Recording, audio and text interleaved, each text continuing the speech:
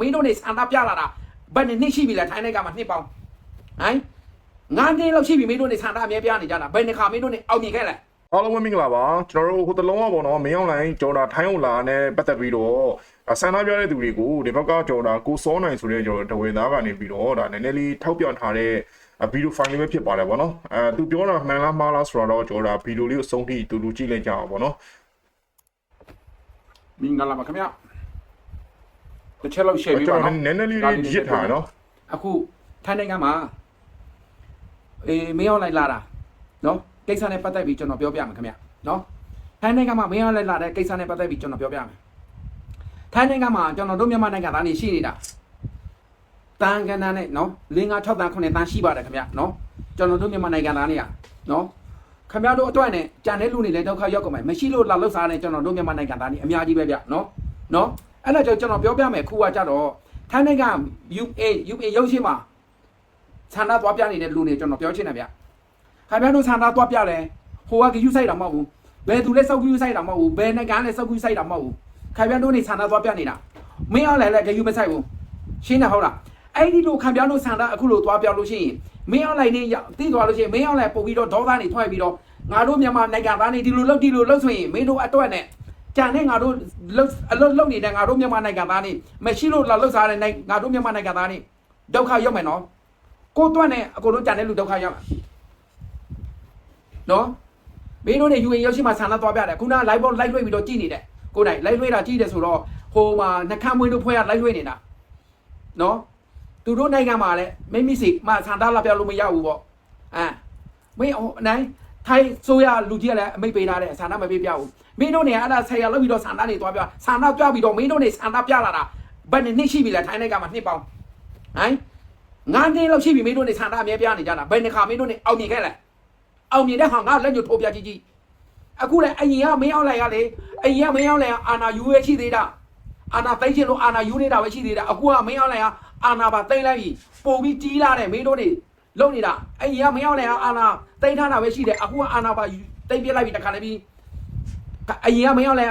အာနာခဏပဲသူသိမ့်ထားလားမင်းတို့နဲ့ငါပြောမယ်မင်းတို့ဆန္ဒသွားပြတဲ့လူတွေဘာနေထူးလာမယ်ငါတစ်ချက်ပြောကြည့်ဘာနေအောင်မြင်လာမလဲသူကတော့သားထွက်ပြီးတော့ဖမ်းပေးပါလောက်ပေးပါမြန်မာပြည်သားနေဒီလိုလောက်မင်းအောင်လိုက်အမိတ်ထားလိုက်လို့ရှိရင်ထိုင်းအစိုးရမလောက်ပေးလို့မရဘူး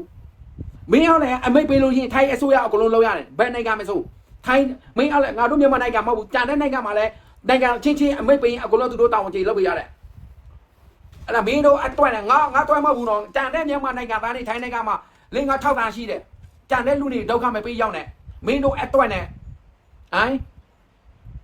ဘာဆန္ဒနေပြနေကြလဲဘာရလဲမင်းတို့အခုဆန္ဒပြပြီးတော့အောင်မြင်သွားပြီလားဘယ်နဲ့ရှိပြီလဲဆန္ဒပြလာတာအောင်မြင်နေတာဘယ်နှခါရှိလဲဘယ်နှခါအောင်မြင်တာငါတွေ့ဘူးလဲငါလက်ညှိုးထိုးပြကြည့်မင်းအောင်လိုက်မင်းတို့နေမကြိုက်ဘူးဆိုတာပါစက်နဲ့ပဲပြောလို့ရငါတို့စစ်တာနေတာမင်းတို့စစ်တာနေနဲ့မင်းအောင်လိုက်သွားပြောနေတာဟိုကလီးကမှလှုပ်ကိုမလှုပ်ဘူးစောက်ပြီးကိုမဆိုင်ဘူးပဲအဲ့ဒီအလုံးနေလောက်ရမှာလူကြီးနေလောက်ရမှာရှင်းတယ်ဟုတ်လားမင်းတို့နေကဘာလဲလီသူများနိုင်ငံမှာလီတနေ့လောက်တနေ့လာလောက်နေရတဲ့လူတွေကဆန္ဒနေသွားပြနေတယ်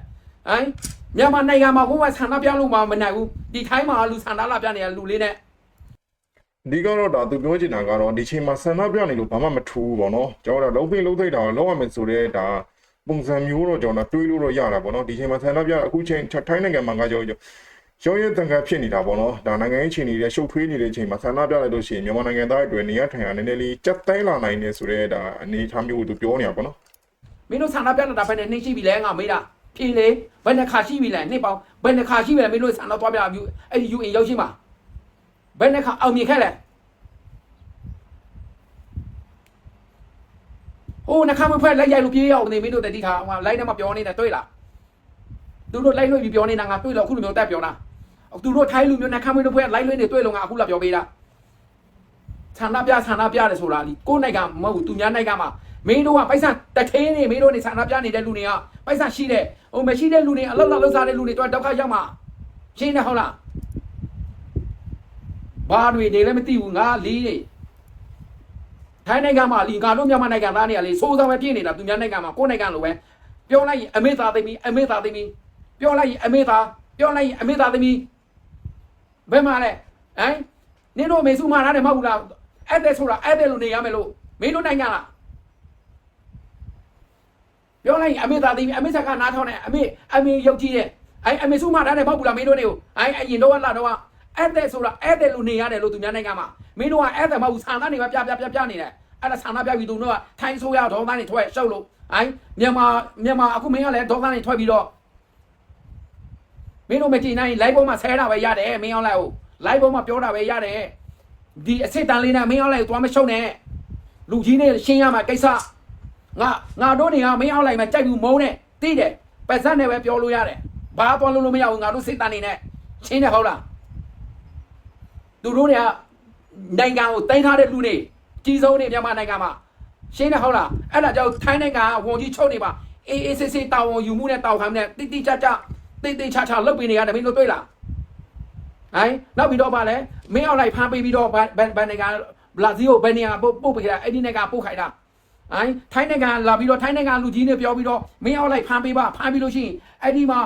လူဝင်ဂျာနေကတိုက်ထားလို့အဲ့ဒီနိုင်ငံပို့ပေးပါဆိုရင်ဟိုင်းထိုင်းနိုင်ငံမင်းအောင်လိုက်ဖမ်းလိုက်လို့ရှိရင်ကဘာစစ်ဖြစ်ပဲတာဒီရကဘာစစ်ဖြစ်ပဲမင်းတို့မှတ်တာနိုင်ငံတွေကတနိုင်ငံနဲ့တိုင်နိုင်ငံတွေကဖမ်းချင်းတယ်လို့ဖမ်းလို့မရဘူးမှတ်ထားမင်းအောင်လိုက်တော့ဖမ်းလို့မရဘူးဘယ်လူကြီးပဲဖြစ်နိုင်ငံမှာငါတို့မနိုင်ငံမှာမင်းအောင်လိုက်မဟုတ်ဘူးတိုက်ချလူကြီးဖြစ်လဲဖမ်းပဲခွင့်မရှိဘူးဖမ်းလို့မရဘူးစောက်ပုံနေစောက်ယူလို့စောက်ပုံနေလီ live ပေါ်မှာပဲတက်ပဲပြောတာ live ပေါ်မှာအားချောင်ကြငါတို့နေကအမေသားသိမီးနေပဲမင်းအောင်လိုက်မချစ်ဘူးအာနာယူကိုမကြိုက်ဘူးသိတယ်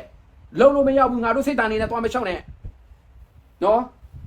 ဘာနေလဲမင်းတို့ဆန္ဒပြနေတာဆန္ဒပြနေငါမေးကြည့်မယ်ဘာဆန္ဒနေသွားပြနေလဲဘာရလဲအခုဆန္ဒပြပြီးတော့အောင်မြင်သွားပြီလား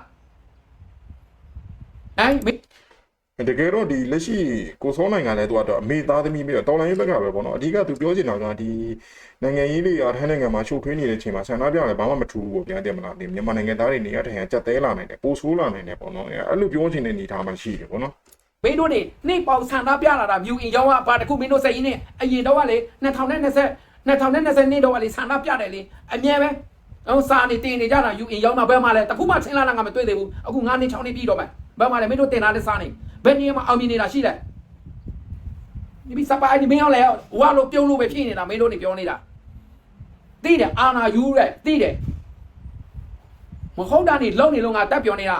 နော်တိတ်ခါကြတယ်ငါတို့လည်းအမေသားသမီးနေဒီလိုမလုပ်ဘူးတိတ်ခါကြတယ်အဲ့ဒီလိုမျိုးအလုပ်နေရှင်းတယ်ဟုတ်လားဆဲပြလိုက်မတင်နိုင်ရင်ငါတို့နေကဆဲဖို့ပဲရှိတယ်မင်းအောင်လဲဆဲဖို့ပဲရတယ်ကြံတဲ့ကငါတို့စစ်တာနဲ့ဘာတခုမှသွားလို့ရတာမဟုတ်ဘူးရှင်းတယ်ဟုတ်လားသူ့ကိုမင်းအောင်လိုက်မကြိုက်ဘူးဆဲတာတခုပဲရတာရှင်းတယ်ဟုတ်လားကြံတဲ့ကဘာတခုမှငါတို့သွားလို့ရတာမဟုတ်ဘူးကျော်ဆဲတာပြင်တော့လှုပ်လို့ရတဲ့ဟာတွေတော့အများကြီးရှိတယ်ပေါ့နော်ဆဲတာတခုပဲရတယ်ဆိုတော့ကြီးကတော့ကျွန်တော်လက်မခံဘူးပေါ့နော်ပြောလိုက်ရင်အမေသားသမီးအဲ့တဲ့ဆိုတာအဲ့တဲ့လို့နေအမေပြောထားတယ်မင်းတို့နားထဲမှာမကြောက်ဘူးလားစောက်ပူနေလောက်ပြီးတော့ငါလီအမေသားသမီးလက်ညှိုးတော့ချထောက်အမေပုံနေတင်တောင်းစားမဲ့ငါလုံးမတာနေတိတ်ခါကြတယ်မင်းတို့တွေတွက်နေငါတို့မေသားသမီးတိတ်ခါကြတယ်ရှင်းတယ်ဟုတ်လားဒီလောက်ပဲငါတိတ်မဲ့ပြောချင်တယ်မင်းတို့နေအောင်ကဲ okay ကျွန်တော်ဒီဗီဒီယိုလေးကဒါတော့ပဲပေါ့နော် okay ဒါသူပြောချင်တာကတော့အားလုံးလည်းကျွန်တော်ကြားပြီးပေါ့နော် okay comment ထဲမှာဒါမှန်တယ်မှားတယ်ဟုတ်တယ်မဟုတ်တယ်ဆိုတာဝင်ပြီးတော့မှန်သွားပြီးလို့ရတယ်အဓိကသူပြောတာကတော့နည်းနည်းတော့ကျွန်တော်တဘောတော့နည်းနည်းတော့ကြားတယ်ပေါ့နော် okay ကျွန်တော်ဒီနေ့တော့ဒါတော့ပဲအားလုံးကျေးဇူးတင်ပါတယ်